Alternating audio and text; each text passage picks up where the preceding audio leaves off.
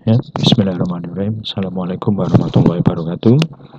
Berjumpa kembali teman-teman semua di mata kuliah Mineralogi Petrografi, di mana di pertemuan kali ini kita sudah menginjak ke pertemuan keempat ya. Dan di pertemuan keempat ini kita akan melanjutkan bahasan kita terkait dengan apa yang sudah kita pelajari di minggu ketiga kemarin, yaitu yang di minggu ketiga kemarin kita sudah banyak belajar terkait dengan sistem kristal mineral gitu ya. Jadi bahwa ketika kita ingin belajar kristal, kita harus tahu bagaimana cara menggambarkan. Cara menggambaran dalam kristal ini terbagi menjadi 7 sistem. Jadi dari berbagai macam bentuk-bentukan kristal yang ada itu dapat dibagi menjadi 7 sistem. Yang kemarin kita sudah bahas, mulai dari yang pertama ada reguler, kemudian tetragonal, kemudian ada rhombis, kemudian ada monoklin, triklin, kemudian ada heksagonal dan juga trigonal. Nah, itu yang kemarin kita sudah belajar bagaimana tiap karakteristiknya, kemudian bagaimana apa perbedaannya dari tiap sistem kristal dan seterusnya. Nah, di pertemuan keempat kali ini kita akan membahas terkait dengan penamaan sistem kristal. Jadi, ketika kita sudah tahu bisa mengklasifikasikan sistem kristal ini, kristal tertentu itu masuk dalam sistem yang mana, langkah selanjutnya kita bisa memberi nama tiap kristal yang kita temukan. Apakah dia nanti bentuknya persegi sehingga nanti dinamakan pinakoid, apakah bentuknya nanti segitiga sehingga dia nanti bernama limas, dan seterusnya. Kita akan belajar ke arah situ, bagaimana cara memberi nama dari suatu gambar kristal yang kita temukan atau kita bisa identifikasi seperti itu. Oke, untuk pertama mungkin sekedar mengulang ya. Jadi ini adalah semacam seperti ringkasan dari kemarin apa yang sudah kita bahas bersama. Jadi kemarin kita sudah banyak membahas terkait dengan sistem. Jadi sistem itu terbagi menjadi 7 sistem kristal. Jadi secara garis besar kalau kita kemarin belajar itu dari itu bisa dibagi berdasarkan jumlah sumbunya. Jadi sistem kristal itu hanya terdapat 2 klasifikasi jumlah sumbu. Ada yang jumlah sumbunya 3 dan ada jumlah sumbunya 4. Di jumlah sumbu yang jumlahnya 3 itu ada 5 sistem kristal. Ada reguler, tetragonal, rhombis, monoklin dan juga triklin. Dengan tiap masing-masing itu berbeda dari panjang sumbunya dan juga sudut kristal yang terbentuk atau sudut antar sumbu yang dibentuk. Seperti contohnya reguler itu perbandingan panjangnya sebenarnya sama semua ya, A, B, C itu sama semua, tetapi dalam penggambaran karena kemarin saya terangkan ketika kita ingin menggambarkan kristal dari yang bentuknya itu 3 dimensi menjadi 2 dimensi, kita perlu ada proyeksi yang kita gunakan atau penggambaran, kaidah-kaidah penggambaran yang harus dibuat sehingga seolah-olah gambar 2 dimensi ini tampak seperti 3 dimensi. Sehingga ketika kita belajar terkait dengan karakteristik dan juga kaidah penggambaran akan sedikit berbeda, karena kaidah penggambaran adalah disusun agar ketika kita menggambarkan objek 3 dimensi kristal itu bisa digambarkan dalam bentuk 2 dimensi seperti itu. Nah, ini adalah karakteristiknya. Saya pikir tidak perlu saya ulang ya. Jadi teman-teman bisa nanti mungkin kalau agak lupa bisa membuka lagi di materi pertemuan ketiga kemarin atau dengan tabel ini. Ini yang 3 sumbu, ada reguler, tetragonal, rhombis, monoklin dan juga triklin. Tetragonal itu secara sifat mirip dengan reguler, yang membedakan hanyalah kalau tetragonal itu panjang yang sumbu C itu berbeda, bisa lebih panjang atau lebih pendek gitu ya. Kemudian kalau rhombis bedanya dari sudut masih sama, tapi yang membedakan adalah panjangnya. Jadi ketiga panjangnya itu tidak ada yang sama, sumbu A, sumbu B dan sumbu C tidak ada yang sama. Kemudian kalau monoklin ini sama dengan rhombis, cuman sudutnya yang berbeda. Jadi bedanya kalau monoklin itu sudut alfanya itu lebih kurang dari 90 derajat atau sudut lancip. Kalau triklin bagaimana? Ini mirip seperti rhombis dan monoklin, cuma yang membedakan itu sudut alfa, beta dan juga gamanya itu tidak sama dengan 90. Bisa kurang dari 90 ataupun mungkin lebih dari, bisa kurang dari 90 gitu ya. Itu yang 3 sumbu. Kalau yang 4 sumbu hanya ada 2, yaitu sistem heksagonal juga sistem trigonal. Kalau heksagonal itu yang membedakan 4 sumbu ya, ada sumbu A, B, C dan juga D. Nah, ini adalah sifat karakteristiknya, kemarin kita sudah bahas, termasuk yang membedakan adalah sudutnya, termasuk sistem bidangnya. Kalau untuk yang 4 sumbu, kalau yang bidangnya itu ada 6, dia memiliki 6 bidang, berarti dinamakan heksagonal. Tapi kalau hanya memiliki 3 bidang, itu dinamakan sebagai trigonal. Nah, itu pembedanya. Silahkan teman-teman kalau ingin lebih jelas lagi bisa membuka ke materi yang di pertemuan ketiga. Nah, ini adalah kemarin ilustrasi gambarnya ya, ada isometrik atau kubik atau reguler, kemudian ada tetragonal yang dia bentuknya itu bidang yang persegi panjang dan membentuk balok, kemudian ada heksagonal yang dia memiliki 6 bidang, ada rombik, ortorombik gitu yang bentuknya itu seperti balok tapi memang agak miring karena beda sudut kristalografinya. Kemudian ada monoklinik, monoklik itu ada monoklin, monoklin dan juga ada triklinik atau triklin gitu guys. Ini adalah penggambarannya. Sekarang nanti bisa dibuka lagi yang materi minggu kemarin. Ini hanya sekedar untuk merefresh saja. Nah, kemudian ini adalah contoh dari kristal-kristalnya. Jadi kemarin kalau kita belajar reguler itu contohnya apa? Ada oktahedron, ada galena. Ini contoh mineralnya ya. Kemudian kalau tetragonal itu ada kalsiterit, zirkon, kemudian selit. Kemudian kalau yang rombik atau rombik itu dia ada sulfur, ada mineral sulfur, ada mineral barit, ada mineral olivin.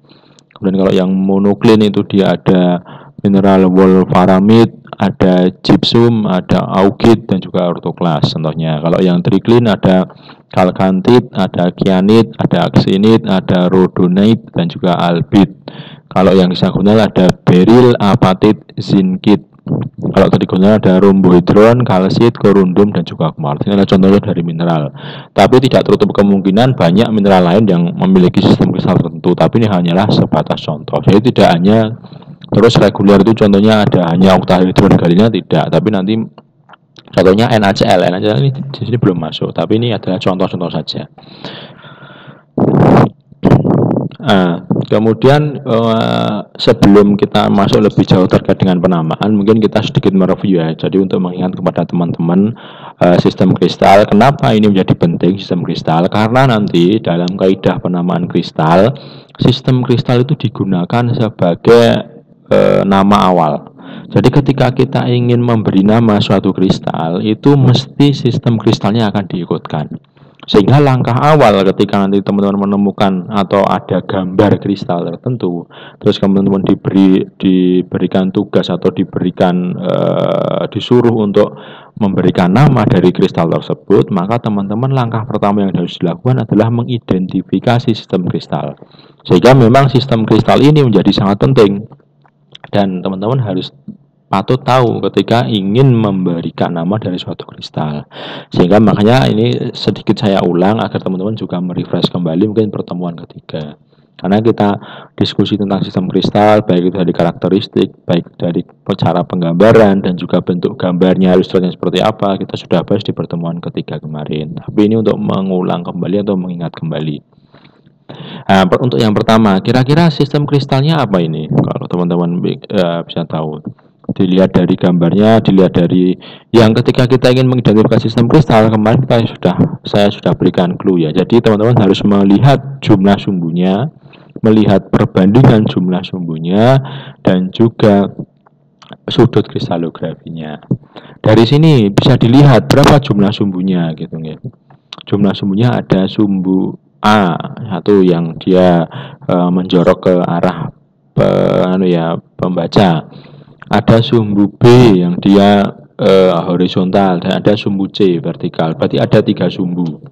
Dia memiliki 3 sumbu misalnya. Berarti kemungkinan kristalnya tidak mungkin akan heksagonal atau trigonal. Jelas itu dicoret gitu ya. Jadi antara bisa reguler, bisa tetragonal, bisa rombis, bisa monoklin atau triklin. Hanya tinggal 5 itu karena dia punya 3 sumbu. Terus kita lihat dari perbandingan panjangnya. Nah, ternyata setelah diukur oleh teman-teman, ternyata perbandingan antara sumbu A, sumbu B dan juga sumbu C-nya kalau dilihat atau diukur secara langsung, ternyata perbandingannya dalam penggambaran, karena ini konteksnya adalah 2 dimensi ya.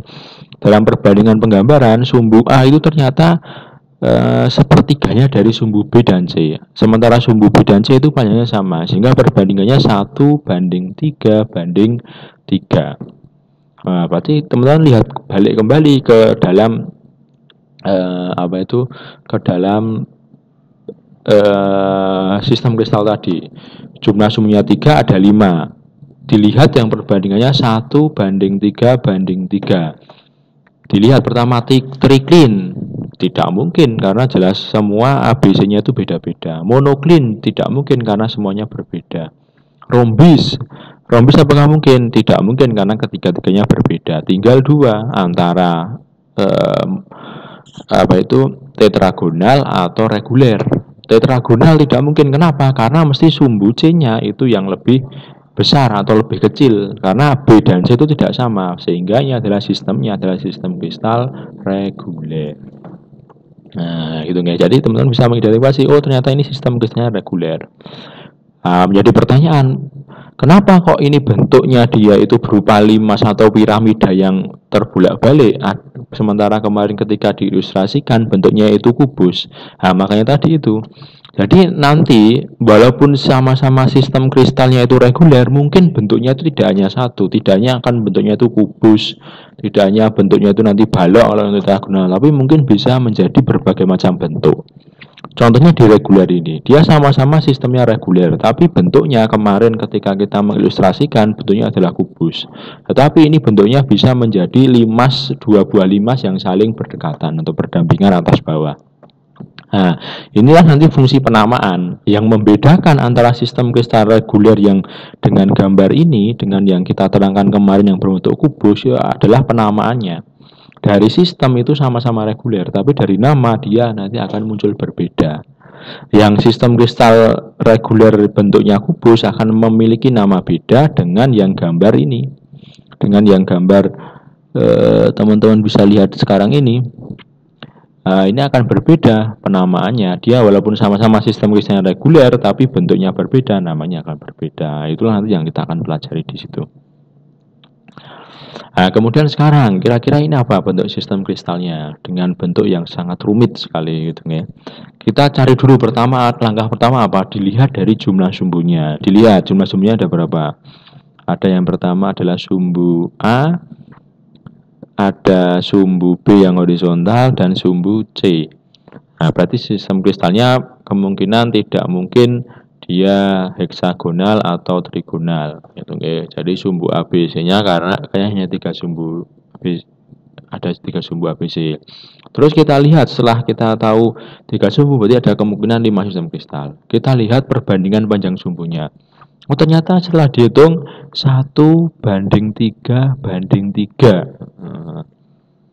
Ketika punya 3 sumbu, perbandingannya B dan C itu sama, kemudian sumbu A-nya itu hanya 1:3:3. Berarti dia adalah sistem kristalnya ada tetap reguler. Ketemu lagi contohnya seperti itu. Sehingga gambar ini memiliki sistem kristal reguler, cuman yang membedakan dia itu bentuknya. Antara yang tadi sama-sama reguler, tadi yang bentuknya limas, ini bentuknya adalah banyak sekali bidangnya gitu, bahkan ada 8 bidang di dalamnya seperti ini. Tapi sama-sama dia sistem kristalnya adalah sistem kristal reguler seperti itu. Kemudian sekarang ini kira-kira apa bentuk sistem kristalnya?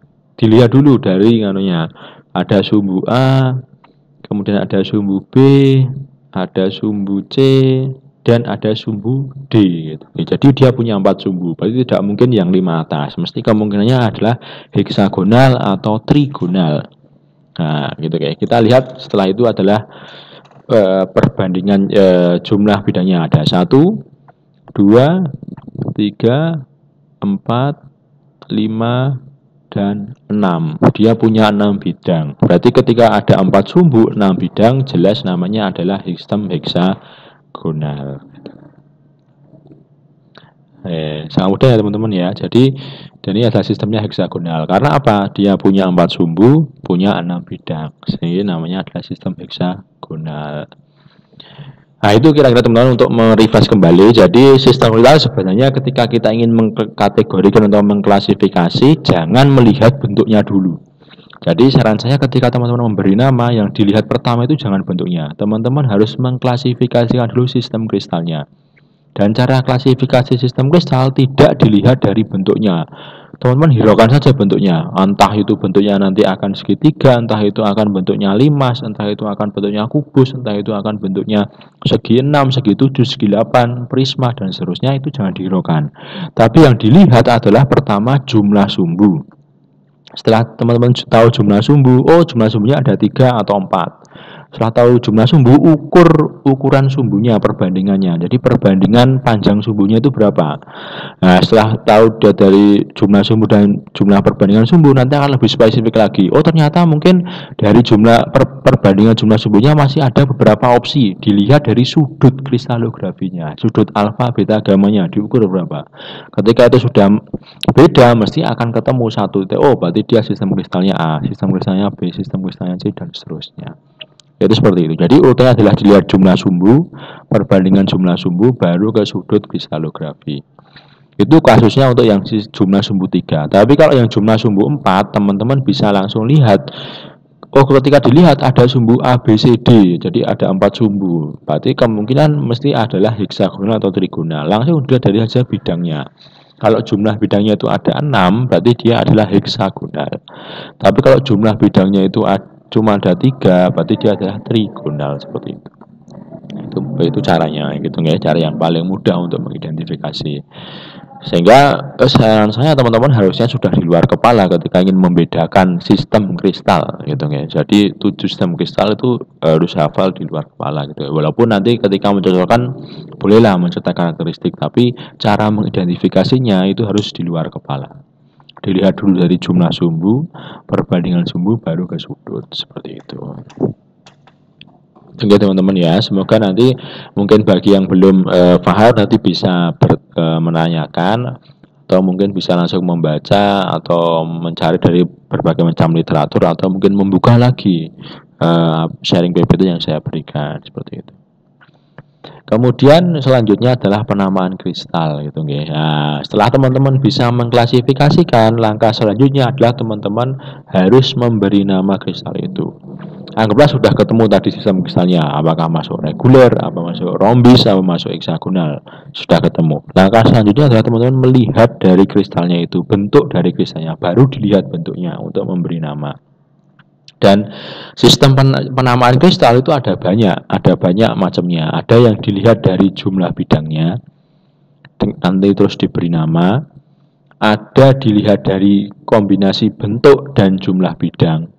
Jadi kalau hanya ada satu bentuk bidang di dalam sistem kristal, dalam gambar kristal, berarti dia menggunakan sistem kaidahnya hanya dengan jumlah bidangnya. Anggaplah bentuknya itu hanya ada segitiga, bentuk bidangnya, semua segitiga. Berarti dia nanti penamaannya menggunakan nama bidangnya segitiga ditambah dihitungan jumlah bidangnya. Nah, terus bagaimana kalau bentuk bidangnya itu macam-macam, mungkin ada kombinasi segitiga, ada yang persegi, ada yang persegi panjang. Lah, yang digunakan adalah kombinasi bentuk plus jumlah bidang yang spesifik atau yang sedikit kemudian gitu. Anggaplah nanti di dalam suatu kristal itu ada 7 bidang. 5 bidang itu bentuknya persegi, 2 bidang bentuknya segitiga. Berarti yang digunakan untuk penamaan adalah bentuk bidang yang paling sedikit, yaitu segitiga, ditambah jumlah bidang segitiganya itu berapa. Nah, itu yang digunakan sebagai penamaan, seperti itu. Itu kaidah yang kedua. Nah, terus juga bisa ketika mungkin anggaplah nanti jumlah bidangnya banyak sekali yang berbeda-beda, mungkin ada yang jajar genjang, ada yang yang tidak ada yang dominan, tidak ada yang sedikit. Nah, teman-teman bisa menggunakan sistem kristal ditambah bentuk dasar, atau bentuk dasar bidangnya itu seperti apa, atau yang terakhir dengan kombinasi nama mineral. Dan yang terakhir adalah bentuk kombinasi. Jadi ini adalah cara penamaan dari kristal. Kenapa nanti ada muncul nama mineral? Karena memang ada spesifik. Jadi ada beberapa kristal itu yang dia itu bentuknya itu spesifik dan mencirikan suatu mineral tertentu. Jadi anggaplah ada mineral A, itu dia mesti bentuknya itu akan seperti ini, sehingga nanti penamaan dari kristal ini dia menggunakan nama mineralnya. Itu terjadi. Nanti hanya ada beberapa saja. Nanti akan dimunculkan contohnya seperti itu. Dan yang terakhir adalah bentuk kombinasi. Bentuk kombinasi ini adalah cara yang digunakan ketika semua kaidah 4 yang atas itu sudah tidak bisa digunakan untuk penamaan. Barulah nanti digunakan bentuk kombinasi. Tapi yang pertama digunakan adalah jumlah bidang, ketika mungkin bidangnya hanya satu jenis bidang, sehingga yang dihitung adalah jumlah bidangnya. Terus kemudian ada kombinasi bentuk dan jumlah bidang. Terus ada kombinasi sistem dan bentuk dasar, ada kombinasi dari sistem dan nama mineral, dan juga bentuk kombinasi. Kita akan belajar satu persatu. Pertama terkait dengan jumlah bidang gitu ya. Jadi ini asumsinya yang digunakan adalah ketika dia bidangnya yang ada dalam kristal itu dia sama. Misalkan kubik, misalkan persegi ya persegi semua bidangnya. Misalkan segitiga berarti segitiga semua bidangnya. Misalkan jajar genjang berarti jajar genjang semua bidangnya yang ada dalam suatu sistem kristal. Nah, dan ini yang digunakan kaidahnya adalah jumlah bidang plus akhirannya penamaannya. Contohnya kalau 4. Jadi misalkan ada 4 bidang kubus berarti namanya adalah tetraeder atau tetrahedron. Kalau 6 berarti berarti heksaeder atau heksahedron. 8 berarti adalah oktaeder atau oktahedron. 12 adalah dodekaeder atau dodekahedron. 20 ikosieder atau ikosihedron. 24 ikositetraeder atau ikositetrahedron. Nah, ini teman-teman yang perlu teman-teman ingat. Jadi kalau 4 itu berarti tetra, 6 heksa, 8 okta, 12 dodeka, 20 ikosi, 24 ikosi tetra gitu ya. Ini adalah sistem penamaannya. Jadi berdasarkan jumlah bidang. Nah, itu dari jumlah bidang. Kemudian yang teknik yang kedua dari bentuk bidang. Jadi kalau bentuk bidangnya anggaplah ada 2 macam, tapi ada yang dominan, ada yang tidak dominan gitu. Nah, bisa disebutkan bentuk bidang dan jumlah bidangnya. Contohnya kalau segitiga ini ya, kalau bentuk bidangnya itu segitiga ini ya, teman-teman bisa lihat ya di sini ya. Ini kan bentuk bidangnya gambarnya adalah segitiga. Berarti dia namanya adalah piramidal. Nah, kalau segitiga namanya piramidal. Kemudian ada bentuk lain, ada segi 4.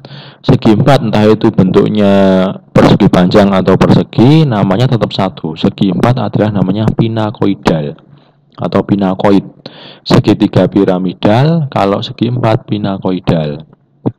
Segi 5, contohnya ini dia memiliki segi 5 adalah namanya pentagon. Kalau layang-layang, layang-layang teman-teman tahu ya, layang-layang dia namanya adalah deltoid. Kalau trapesium namanya adalah romben, atau jajar genjang atau trapesium namanya adalah romben. Berarti kalau nanti ada sistem kristal, anggaplah sistem kristalnya itu reguler dan di dalamnya itu ada piramidanya, jumlahnya 2, jumlahnya 4. Berarti namanya adalah reguler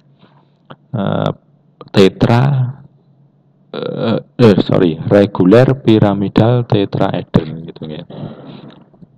Nah, itu yang digunakan. Kita nanti akan lihat cara penamaannya gitu ya. Jadi digunakannya nanti adalah sistem kristal ditambah jumlah bidang tetraeder, baru bentuk bidangnya apa, piramidal atau pinakoidal atau pentagon dan seterusnya. Nah, ini contoh kombinasi bentuk dan jumlah bidang dan juga nama kristal. Ini adalah contoh penamanya ya. Anggaplah ada bentuk segi 5 dengan jumlah bidangnya 12, berarti namanya adalah pentagon dodekaeder. Tergantung sistem kristalnya apa. Oh, maksudnya reguler, berarti menjadi reguler pentagon dodekaeder gitu ya. Kalau sistem kristalnya tetragonal, berarti tetragonal pentagon dodekaeder. Nah, itu nama kristalnya. Terus mungkin ada lagi bentuknya layang-layang dengan jumlah bidang 24. Berarti apa? Deltoid ikosi tetraeder. Layang-layang dengan bidang 24. Jadi layangnya ada 24. Berarti namanya deltoid ikosi tetraeder. Tinggal dilihat sistemnya apa. Oh, sistemnya monoklin, berarti monoklin, deltoid, ikosi, tetraeder. Namanya kristalnya seperti itu. Harus diikuti sistem kristal, baru penamaan kristalnya. Terus trapesium, jumlah bidangnya 12, berarti rhomben, dodekaeder. Sistem kristalnya apa? Reguler, berarti reguler, rhomben, dodekaeder. Seperti itu. Dan yang terakhir adalah segi 4 dengan jumlah bidang 8, berarti namanya adalah pinakoid oktaeder. Seperti itu. Pinakoid oktaeder.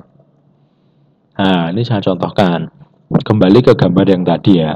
Gambar tadi, dia bentuknya apa? Bentuk bidangnya adalah rhomben atau persegi atau jajar genjang atau trapesium gitu. Berarti namanya adalah rhomben. Sistem kristalnya apa tadi? Reguler gitu. Terus jumlahnya ada berapa? Ada 1, 2, 3, 4, 5, 6, 7, 8, 9, 10, 11, 12. Ada 12. Jumlah bidangnya ada 12 bidang. Berarti namanya adalah menjadi rhomben dodekaeder. Tinggal tadi sistem tulisannya apa? Reguler. Berarti reguler rhomben dodekaeder. Seperti itu. Nah, itu contohnya ya, penamaan kombinasi jumlah dan bentuk bidang. Nah, contoh lain, contohnya gambar ini. Sistem kristal, nama kristalnya apa? Nah, sistemnya dilihat dulu. Ada 3 sumbu, berarti dia 3 sumbu dengan perbandingan B dan C sama, A-nya sebandingan 1, berarti mesti reguler. Sistem reguler. Terus bentuk bidangnya apa? 1, 2, 3, 4, segi 5, berarti adalah pentagon. Seperti itu. Jumlahnya berapa? 1, 2, 3, 4, 5, 6, 7, 8, 9, 10, 11, 12. Berarti namanya adalah pentagon dodekaeder. Seperti itu, karena ada 12 bidang. Berarti penamaannya, nama kristal adalah reguler pentagon dodekaeder. Seperti itu. Jadi sistem kristal plus nama spesifiknya, reguler pentagon dodekaeder. Sehingga kalau teman-teman disuruh mendeskripsikan, kalau ada nama misalkan reguler rhomben dodekaeder, teman-teman bisa menjelaskan, oh berarti ini kristal ini memiliki sistemnya adalah sistem reguler, kemudian di dalam bentuknya dia itu memiliki rhomben. Rhomben itu berarti adalah trapesium. Dodekaeder berarti jumlah trapesium atau jumlah bidang trapesiumnya ada 12 bidang trapesium di dalam gambarnya. Seperti itu. Nah, itu untuk penamaan yang pertama paling gampang, yaitu dengan kombinasi jumlah dan juga bentuk dari bidangnya yang ada di dalam sistem kristal gitu atau pada suatu kristal tertentu. Kemudian yang cara penamaan yang kedua yaitu dengan sistem dan juga bentuk dasar gitu ya. Dari sistem dan bentuk dasarnya. Bentuk dasarnya apa? Ada bentuk dasar itu ada pertama kubus gitu ya. Ada bentuk dasarnya prisma gitu ya, prisma tegak gitu ya. Ada bentuk dasarnya pinakoid A. Kenapa dinamakan pinakoid A? Karena pinakoidnya terletak pada sejajar dengan sumbu A gitu ya. Pinakoid kan berarti bentuknya adalah segi 4. Ada pinakoid A. Ada pinakoid C. Kenapa pinakoid C? Karena pinakoid atau segi 4-nya berada sejajar dengan sumbu C. Sumbu C kan naik turun gitu ya. Yang vertikal. Dan ada piramid gitu ya, piramida. Ada dum A, karena apa? Karena dia posisinya sejajar dengan sumbu A, dum A namanya. Ada dum B, karena dia posisinya sejajar dengan sumbu horizontal atau sumbu B. Ini adalah untuk bentuk dasar. Sehingga nanti sistem penamaannya ada sistem kristal plus bentuk dasarnya. Contohnya ada reguler kubus, berarti dia adalah sistem kristal yang memiliki sistemnya reguler dengan bentuk kubus. kubus. Ada heksagonal prisma, berarti ada sistem kristal bentuknya heksagonal. Sistem kristalnya heksagonal dengan bentuk yaitu prisma. Tetragonal dipiramida, berarti sistem kristalnya tetragonal, bentuknya adalah dipiramida, berarti adalah dua piramida. Berarti namanya adalah dipiramida. Kemudian ada monoklin pinakoid. Monoklin pinakoid berarti dia sistem kristalnya monoklin dengan adanya pinakoid. Pinakoid adalah segi empat. Ada romben dom, berarti sistem kristalnya romben dengan adanya tampilan dom. Dom itu bentuknya seperti tadi ya, kalau teman-teman lihat tadi ya, dom itu adalah seperti kalau tenda gitu ya, tenda yang memanjang itu dom.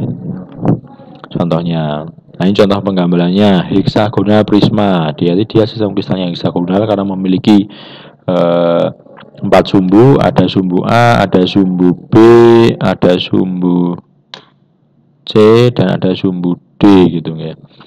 Namanya heksagonal prisma dan bentuknya adalah prisma, heksagonal prisma. Ada tetragonal di piramida.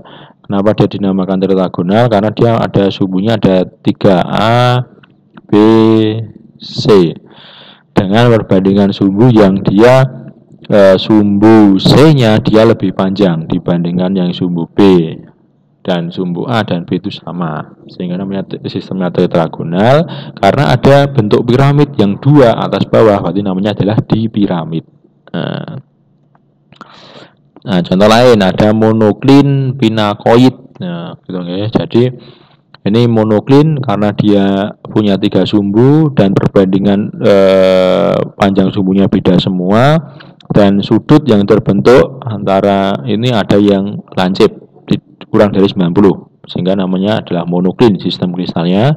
Dengan apa? Kenampakannya dia tidak benar-benar kubus. Kenapa? Karena dia miring. Karena kan monoklin tadi ada sudutnya yang lancip, sehingga menyebabkan bentuknya itu tidak murni kubus. Kalau kubus itu kan benar-benar tegak, tapi karena dia bentuknya itu agak miring, berarti tidak bisa disebut sebagai kubus, tetapi sebagai pinakoid karena dia memiliki segi 4 seperti itu. Kemudian contoh lain, ini ada romben dom. Berarti kenapa dikatakan romben? Karena dia memiliki 3 gitu nggih. 3 dan dia perbandingan panjangnya beda, yang sumbu beda semua ya, antara A, B dan C gitu nggih, beda semua. Sehingga dia namanya romben. Romben karena dia memiliki bidangnya. Kalau dibilang kubus tidak mungkin karena dia miring, tapi dia bidangnya adalah layang-layang, sehingga dia dinamakan sebagai romben. Romben dom. Karena bentuknya seperti dom gitu ya. Sistem kristalnya romben dan bentuknya dia menyerupai dom seperti itu. Romben dom. Itu contohnya. Untuk yang penamaan sistem kristal plus bentuk dasar gitu ya. Nah, ini salah satu contohnya ya. Kira-kira apa ini dari penamaan? Nah, teman-teman harus identifikasi dulu sistem kristalnya apa. Oh, ada 3 sumbu. Dengan perbandingannya ternyata C itu lebih panjang gitu nggih. Sehingga dia dinamakan sistemnya adalah tetragonal. Nah, terus dia memiliki apa? Memiliki 2 segi 4 di bagian atas dan bagian bawah yang terletak sejajar dengan sumbu C, berarti dia adalah tetragonal pinakoid C gitu ya, mau dilengkapi. Tetragonal pinakoid C, berarti dia memiliki sistem kristal tetragonal dengan bentuk berupa persegi, dengan bentuk segi 4, berarti dia namanya pinakoid, tetragonal pinakoid seperti itu. Nah, contoh lain ini kira-kira apa? Tetragonal prisma. Kenapa? Karena dia memiliki sistem sumbu hanya 3, A, B, dan juga C. Kemudian bentuknya itu prisma tegak seperti itu, sehingga tetragonal prisma. Mau dikatakan kubus tidak bisa karena dia memanjang, sehingga dikatakan prisma. Nah, ini apa bentuknya? Dia punya 4 dengan 6 bidang, berarti kan heksagonal di piramida karena ada 2 piramida seperti itu. Nah, kemudian itu untuk yang bentuk dasar ya, dengan kombinasi sistem kristal dan bentuk dasar. Terus ada juga yang spesifik ke nama mineral yang mengkristal. Contohnya ya, ini adalah contoh spesifiknya adalah pirit, granit dan juga leusit. Ya, kenapa ini menjadi penamaan? Karena pirit itu mesti akan membentuk sistem kristal yang unik, yang memiliki bentuk yang khas. Kalau bentuknya seperti itu pasti namanya pirit. Kalau granit juga sama, granit itu misalkan membentuk sistem kristal yang unik sehingga namanya itu bisa digunakan untuk penamaan. Makanya namanya adalah piritoeder, granatoeder, leusitoeder, seperti itu. Ini adalah bentuknya. Kalau piritoeder mesti bentuknya itu akan seperti ini. Kalau pirit, sehingga namanya menjadi piritoeder. Kalau granit bentuknya akan seperti ini, sehingga namanya menjadi granatoeder. Kalau leusit mesti akan bentuknya seperti ini, bentuk sistem kristalnya atau mineralnya, berarti dia namanya leusitoeder, seperti itu. Ini adalah contoh yang khusus saja, jadi tidak semua. Jadi rata-rata itu penamaan tidak menggunakan ini, cuman hanya kasus tertentu saja. Contohnya untuk yang pirit, granit, dan juga leusit. Namanya menjadi menggunakan nama mineralnya. Ataupun dengan bentuk kombinasi juga sama. Misalkan ini adalah sistem kristalnya tetragonal, prisma plus piramida. Karena apa? Dia sistem kristalnya itu tetragonal, dia memiliki bentuk tubuhnya itu prisma, tapi di bagian atas bawahnya ada piramida. Berarti namanya adalah tetragonal prisma di piramid. Nah, berarti artinya dia memiliki sistem kristal tetragonal, bentuk dasarnya itu adalah prisma dengan adanya dua piramid di bagian atas dan bawah. Berarti tetragonal prisma di piramid. Nah, contoh lain ini, ada bentukan kubus, tetapi memiliki bidangnya itu tidak hanya 4, tidak hanya 6 gitu ya. Kalau kubus kan bidangnya 6, tapi ternyata bidangnya ada 12 segi 4-nya. Berarti namanya menjadi anggaplah ini sistem kristalnya apa? Anggaplah tetragonal, berarti tetragonal kubus dodekaeder. Jadi tetragonal sistem kristalnya, kubus itu bentuk dasarnya, dodekaeder adalah jumlah bidangnya. Dia punya dodeka, berarti dia punya 12 bidang di dalamnya. Nah, ini contoh penamaan. Contoh lain, ini ada kubus, bentuk dasarnya kubus. Jumlah bidangnya ada apa? 8, berarti namanya kubus oktaeder atau kubus oktahedron. Boleh pakai eder, boleh pakai hedron, sama saja. Nah, itu untuk penamaan. Jadi sistem penamaan tadi ada berdasarkan dari jumlah dan juga bentuk bidang. Ada sistem gabungan antara sistem kristal, jumlah dan bentuk bidang. Ada gabungan dari sistem kristal plus bentuk dasar. Ada gabungan dari sistem kristal plus nama mineral. Ada gabungan kombinasi sistem, anggaplah ada bentuk dasarnya itu ada 2, sehingga menjadi sistem kristal gabungan dari 2 bentuk dasar. Itu adalah contoh bentuk kombinasi. Nah, sehingga ketika memberi nama, tadi saya ingatkan, teman-teman harus identifikasi dulu atau kelompokkan dulu dia masuk ke sistem kristal apa. Setelah tahu sistem kristal apa, baru dilihat bentuknya. Apakah bentuknya dia itu segitiga sehingga menjadi namanya pinakoid, atau bentuknya persegi 4 namanya pinakoid, atau segitiga menjadi piramid, segitiga gitu guys. Segitiga bentuknya menjadi piramid, atau bentuknya itu dia menjadi kubus, apakah yang segi 5 menjadi pentagon, apakah menjadi romben, dan seterusnya. Itu tergantung dari penamaannya seperti itu. Apakah nanti bentuknya itu menjadi jejar genjang, menjadi deltoid. Nah, itu nanti tergantung dari bentuknya. Nah, sehingga setelah ini teman-teman monggo nanti bisa mencoba untuk memberi nama suatu kristal tertentu gitu ya, termasuk atau mungkin menggambar atau bisa juga dibalik. Ada suatu nama, teman-teman bisa menggambar di situ. Jadi dari mulai dilihat dari, kalau cara menggambar berarti dibalik. Teman-teman gambar dulu sistem kristalnya, baru nanti dibuat bentuknya sesuai dengan gambarnya seperti itu. Nah, setelah teman-teman bisa memberi nama, teman-teman juga harus memberikan simbolisasi gitu, guys. Jadi simbolisasi untuk kristal itu ada 2 metode. Ada yang pertama ada cara Weiss dan juga ada cara Miller seperti itu. Yang membedakan adalah kalau simbol waste itu adalah perbandingan antara eh, bagian yang terpotong dengan satuan ukurnya. Kalau yang simbol Miller itu adalah dibalik satuan ukur dibagi bagian yang terpotong. Anggaplah contoh gambar ini ya. Gambar ini kan kemarin ketika kita bicara sistem penamaan, sumbu A itu kan diberi nama H gitu nggih. Sumbu B itu nama lainnya adalah K, pengkodeannya. Kalau sumbu C itu pengkodenya adalah L, berarti kan ada pengkodean HKL gitu nggih. Nah, ini dilihat perbandingannya berapa panjangnya.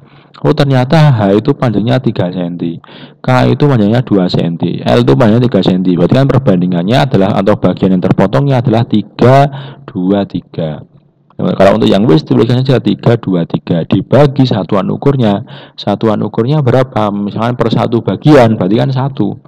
Berarti 3 bagi 1, 2 bagi 1 dibanding 3 banding 1. Sehingga perbandingannya 3 banding 2 banding 3 untuk OH, OK, dan ON. Itu yang untuk waste. Tapi kalau yang untuk Miller tinggal dibalik satuan ukurnya apa? Satuan ukurnya jelas 1 karena 1 bagian. Bagian yang terpotong ada berapa bagian? Ada tadi 3 banding 2 banding 3. Sehingga nanti penyimbolannya akan terbalik. Yang OH, OK, dan OL menjadi 2 banding 3 banding 2. Seperti itu karena spernya yang digunakan. Kalau tadi langsung bagian yang terpotong bagi satuannya. Satuannya itu mesti 1 bagian. Tinggal bagian terpotong berapa bagian? Ada 3, 2, 2. Berarti 3 banding 2 banding 2. Tapi kalau yang Miller dibalik, satuan ukur dibagi bagian terpotong. Seperti itu. Itu untuk simbolisasi. Sehingga teman-teman ketika nanti memberikan penyimbolan, karena nanti setelah teman-teman menggambar, memberi nama, teman-teman harus memberikan simbolisasi. Nah, ketika menggunakan simbolisasi, tolong tuliskan metode apa yang digunakan. Apakah menggunakan metode waste atau Miller, baru di bawahnya diikuti dengan sistem cara simbolisasinya. Karena jangan sampai nanti teman-teman maksudnya adalah waste, tapi ternyata nanti interpretasinya mungkin karena tidak ditulis itu adalah simbolisasi waste, maka yang menginterpretasikan menjadi Miller, nanti gambarnya akan berbeda seperti itu dan seterusnya. Untuk simbolisasi waste ini dan Miller. Kemudian di dalam kristal kita juga kenal dengan istilah namanya bidang simetri gitu guys. Jadi selain tadi kita belajar sumbu simetri, belajar tentang jumlah perbandingan panjang sumbu, sudut, di dalam kristal itu dikenal dengan adanya bidang simetri. Bidang simetri itu apa? Bidang simetri itu adalah bidang yang bisa membagi bentuk kristal menjadi 2 bagian sama besar. Contohnya di gambar ini sistem kristal yang bentuknya kubus gitu ya. Saya contohkan yang gampang saja. Berarti di sini ada bidang simetrinya sudah berapa? Ya ini ada yang digambar di arsir ini, ada yang 1, ada yang kedua ini. Ada ini dan ada yang miring nanti. Tetapi yang dinamakan nanti di dalam bidang simetri itu ada 2. Ada bidang simetri utama dan ada bidang simetri diagonal. Kalau bidang simetri utama itu yang dia melalui sumbunya. Jadi kan sumbu anggaplah ada 3 atau 4, ada sumbu A, B, C, D gitu. Nah, kalau bidang simetrinya itu melewati sumbunya atau berhimpitan dengan sumbu, berarti dia dinamakan bidang simetri utama. Contohnya kalau di gambar ini, berarti dia memiliki 2 bidang simetri utama. Dia yang menempel di sumbu C yang tegak atau vertikal dan menempel di sumbu B yang dia horizontal seperti itu. Nah, sehingga dia memiliki 2 sumbu. Kemudian ada juga ternyata kalau dalam gambar ini ada yang diagonal gitu, yang dia tidak sejajar dengan sumbu simetri, yaitu dinamakan sebagai bidang simetri diagonal. Itu merupakan bidang simetri yang dibuat hanya melalui 1 sumbu simetri utama kristal, dan bidang ini sering dinotasikan dengan diagonal atau notasi D seperti itu. Jadi dia tidak sejajar dengan salah satu bidang kristal gitu ya. Sumbu kristal. Ini yang utama dan ini ada yang intermediate atau diagonal nama lainnya. Bidang simetri utama dan bidang simetri intermediate. Kalau yang utama itu yang dia melewati dua buah sumbu simetri. Jadi untuk contohnya, kalau untuk yang gambar ini ya, yang naik ke atas ini kan dia melewati sumbu A dan sumbu C, sehingga dia dinamakan sumbu simetri utama. Kalau yang tidur ini dia melewati sumbu A dan melewati sumbu B seperti itu. Nah, sehingga dia itu simetri utama. Tapi kalau intermediate karena dia miring, karena dia hanya melewati sumbu A saja, berarti dia dinamakan sebagai bidang simetri intermediate atau bidang simetri diagonal seperti itu. Itu untuk bidang simetri. Nah, kemudian untuk sumbu simetri, nah, di sumbu simetri itu juga ada kalau tadi kita bicara ada panjang itu jumlah sumbu. Nah, di simetri dalam kita menentukan bidang kristal atau suatu butiran kristal itu dikenal ada istilah dengan sumbu simetri. Ada sumbu gire, ada sumbu giroide, dan juga ada sumbu inversi itu ya. Nah, kalau sumbu gire itu apa? Sumbu gire itu merupakan sumbu simetri biasa. Sehingga adalah cara mendapatkannya adalah nilai simetrinya adalah dengan memutar kristal pada porosnya dalam satu putaran penuh. Anggaplah misalnya kita punya bentuk HP ini ya, HP yang punya saya ini. Nah, kita menentukan untuk girenya itu ada berapa kali sih ketika ini diputar 360 derajat. Itu dia akan bisa ketemu bentuk yang sama itu berapa kali, itu yang dinamakan sebagai gire. Kalau contoh untuk gambarnya ada berapa? Anggaplah kita putar dulu ke sini ya, salah jarum jam gitu. Ini belum ada yang sama menyerupai, ini belum ada. Baru yang sama adalah yang 180 derajat. Berarti dia adalah ini tadi yang pertama, yang pertama adalah yang 180 derajat, kemudian diputar lagi 360 derajat dia kembali lagi, sehingga untuk benda yang ada HP saya ini dia memiliki dua jire karena dia ketika dibalik 180 derajat dia kembali ke bentuk awalnya sama dan dibalik ke 360 derajat bentuk awalnya sama. Berarti dia dinamakan dijire karena dia memiliki jire jumlahnya dua. Nah, kalau ketika diputar-putar 360 derajat dia kembali dengan bentuk sama itu sebanyak 3 kali, namanya menjadi trijire. Kalau 4 kali berarti namanya menjadi tetrajire seperti itu. Nah, itu tergantung ya, teman-teman bisa mencoba. Misalkan kalau ada kristal yang bentuknya kubus itu 360 derajat dia bisa menghasilkan 4 kali bentukan yang sama ketika diputar 90 derajat balik, 180 derajat balik, 270 derajat balik, dan 360 derajat balik. Berarti dia memiliki 4 jire. Berarti dinamakan sebagai tetrajire seperti itu. Itu untuk jire. Dan yang kedua adalah giroide. Kalau giroide adalah sumbu simetri cermin, yaitu adalah bagaimana cara mendapatkannya. Cara mendapatkannya adalah nilai simetrinya dengan memutar kristal pada porosnya dan memproyeksikan pada bidang horizontal. Jadi yang membedakan kalau giro tadi hanya memutar, tapi kalau yang giroide itu setelah diputar tapi terus direfleksikan dengan cermin gitu. Kalau nanti ketemu 2 kali perputaran dan dicerminkan itu sama, berarti namanya menjadi digiroide. Kalau 3 berarti trigiroida. Kalau 4 berarti tetragiroida. Kalau 6 berarti heksagiroida seperti itu. Nah, jangan teman-teman coba bisa memutar. Kalau yang giro kan tinggal memutar. Kalau giroide, aku setelah memutar ini karena ini satu sama ketemu. Nah, ketika itu dicerminkan, dibalik ke sini kira-kira balik nggak sama nggak? Kalau sama berarti dia masuk ke giroide. Kalau untuk kasus di HP saya ada berapa giroide? Ada 2. Kenapa? Ketika ada diputar 180 derajat dia akan kembali ke bentuk semula. Nah, tapi ketika ini dicerminkan bentuknya juga sama. Sama hanya ketika dibuat 360 derajat bentuknya akan sama. Ketika dicerminkan bentuknya juga sama. Itulah yang dinamakan sebagai giroide. Berarti dia untuk yang HP saya ini dia memiliki sumbu simetri cermin atau giroide sebanyak 2. Berarti namanya adalah digiroida seperti itu. Nah, itu untuk peraturan untuk penamaan sumbu simetri.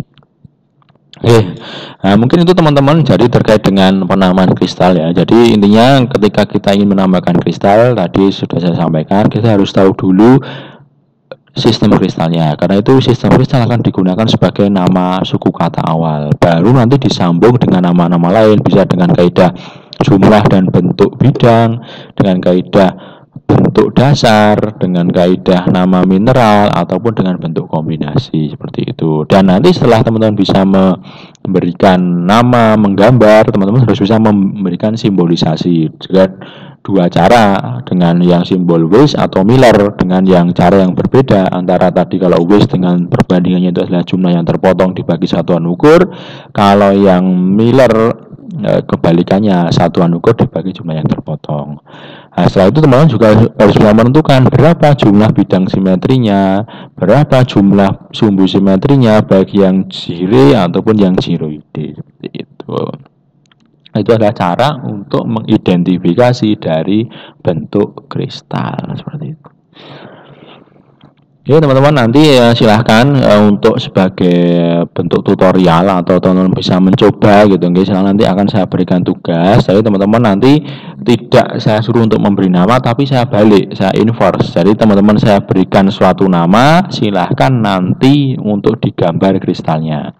Jadi caranya tadi sudah saya sampaikan, teman-teman ketika ingin menggambar dengan adanya nama ini, berarti teman-teman yang dilakukan langkah pertama apa? Gambarlah sistem kristalnya dulu. Berarti teman-teman lihat dulu yang suku kata awal, tetragonal, berarti gambarlah dulu karakteristik dari sistem tetragonal, mulai dari jumlah sumbunya, perbandingan panjang sumbunya sampai ke sudutnya. Baru nanti di bentuknya teman-teman lihat di suku kata yang kedua. Contohnya di sini tetragonal di piramid. Berarti teman-teman bisa gambarkan dulu tetragonal, baru nanti bentuknya teman-teman menggambarkan tetragonal itu dengan bentuk piramid yang saling bertumpuk atas bawah seperti itu.